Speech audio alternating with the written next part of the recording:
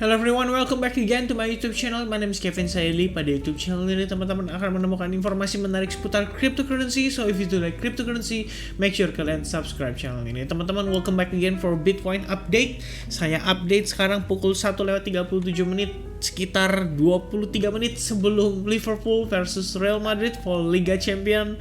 Jadi kayak update duluan aja biar nanti nontonnya ya udah mantep, sambil abis nonton langsung istirahat ya.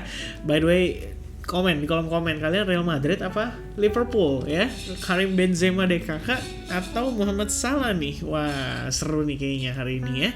Oke, jadi di video update Bitcoin kali ini singkat aja karena memang nggak terlalu banyak pergerakan ya. Mungkin ada satu update lagi yang menarik adalah tadi trading futures di Binance itu sempat bermasalah ya, sempat trouble, sempat bikin orang panik tapi akhirnya udah beres gitu.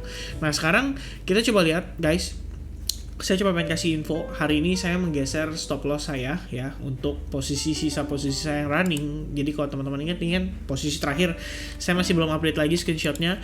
Yang pasti yang saya update adalah ini ya, posisi Bitcoin short saya udah saya geser stop lossnya ke $30.900. Jadi memang ada reason dan akan saya jelaskan reasonnya melalui time frame weekly ini. Alright.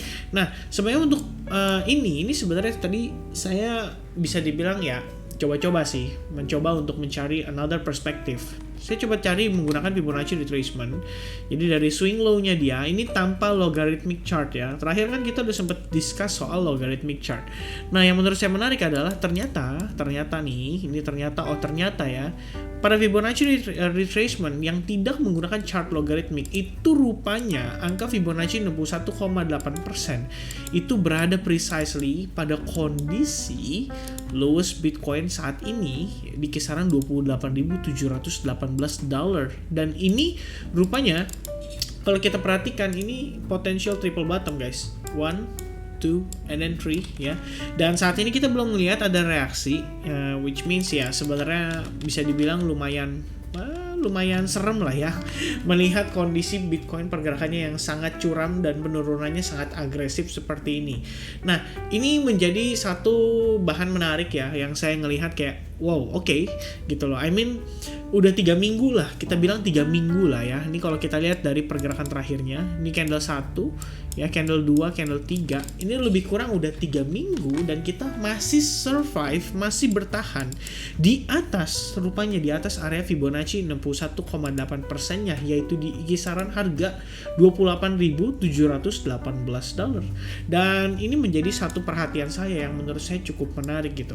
Karena teman-teman pasti ingat kita udah beberapa minggu lah ngebahas soal saat ini kita bermain di dalam sebuah falling wedge pattern ya, which means falling wedge pattern ini sebetulnya sih memang pattern yang lebih ke arah bullish, cuman ya pribadi saya sendiri kurang percaya ya kalau ngelihat kondisi fundamental saat ini tuh kelihatannya agaknya susah gitu loh untuk kita ngelihat yang namanya market itu bisa benar-benar balik bullish gitu, apalagi bull run. Tapi kalau misalnya menilai dari falling wedge pattern, at least seperti yang kita udah discuss terakhir, minimal kita lihat dia naik ngetes ke 36.000. Menurut saya itu adalah sebuah pergerakan yang wajar ya. Balik lagi lower high lower low sequence. Jadi kayak 1 and then 2 and then 3 and then 4 and then 5 and then boom ya, dia turun, terserah habis itu dia mau naik atau dia fake out atau gimana, atau dia justru cenderung turun sampai ke kisaran range $23.000 seperti pembahasan kita terakhir, or maybe di pergerakan yang setelah ini dia kecenderungannya ngetes ke $23.000. Nah buat yang nggak tahu $23.000 itu kenapa reasonnya, make sure kalian nonton video yang ini ya, yang $12.000 ya, ini udah saya bahas berkali-kali. Tapi ngelihat atau menilai dari kondisi seperti ini yang membuat saya pribadi berpikir lagi, alangkah lebih baiknya saya maintain posisi saya dengan baik. Saya udah short dari kisaran $36.000, which means sudah running dalam keadaan profit. Saya sudah taking profit sebagian dari posisi yang saya ambil itu, dan ya hari ini saya putuskan untuk maintain stop loss saya di kisaran area $30.900. Reasonnya simple, guys, kita nggak ada yang tahu masa depan market Bitcoin, terutama market price Bitcoin bakal kayak gimana. Cuman melihat dari sideways-nya yang sudah hampir, ini nggak tahu ya dari tanggal berapa. Terakhir dia dump parah itu 12 Mei, tapi dia langsung balik lagi naik ke atas close-nya. Berarti semenjak 12 Mei sampai dengan hari ini, which means udah lebih kurang 16 hari. Kita tuh cuma sideways aja di range yang sama. Dan kalau kita lihat, ini meneliti dari sejarah-sejarah pergerakan Bitcoin sebelumnya ya. Ini setelah dia dump, situasi setelah dia dump, kita sama-sama lihat ya.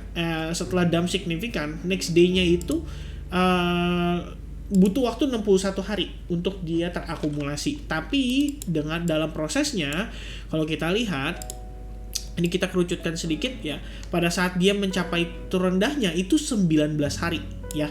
Setelah dump pertama itu 19 hari, habis itu dia ngepump buat apa? Simple, cuman buat cari area lower high-nya doang. Jadi setelah ada high, ada low, and then ada lower high, baru dia create lower low ya. Di bawah sini lower low, and then lower high, and then lower low lagi. Baru kemudian boom ya. Kita lihat di sini dia membentuk yang namanya falling wedge pattern. Teman-teman pasti masih ingat karena ini kejadiannya masih fresh banget Mei tahun lalu, terutama yang angkatan bull run itu pasti tahu banget kejadian ini. Ketika Elon Musk mengumumkan bahwa dia nggak jadi menggunakan Bitcoin sebagai media pembayaran di Tesla, dan akhirnya boom, dump lumayan signifikan. Tapi kalau kita lihat itu skemanya sekitar 19 hari, abis itu kita ngelihat ada rejection gitu ya. Dan posisi terakhir di sini juga sama ya. Kalau kita lihat, perhatikan pada saat setelah dia week candle lowest-nya, dia turun lebih kurang makan waktu 14 hari. Habis itu dia ngincar area lower high-nya ya. Terakhir pun kalau kita perhatikan ya kalau ini sih sebetulnya jauh lebih luas ya pergerakannya ya. Dia lower high lower low-nya tuh walaupun sideways tapi range-nya tuh lumayan besar. Cuman kalau menilai dari kondisi saat ini ya, ini yang kita lihat saat ini yang menjadi pertimbangan saya adalah, pertama, kita deket sekali dengan area major supportnya.